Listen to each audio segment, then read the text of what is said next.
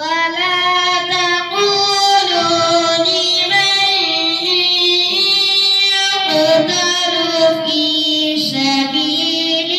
الله أموات بل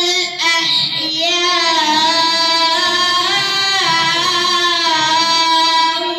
ولكن لا تشعرون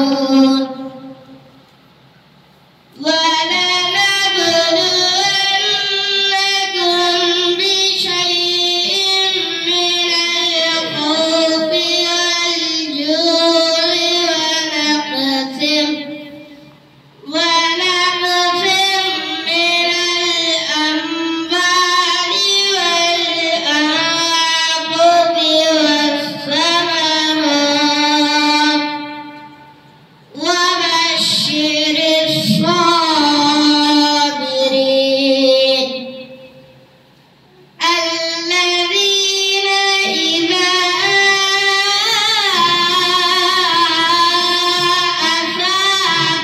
أصابتهم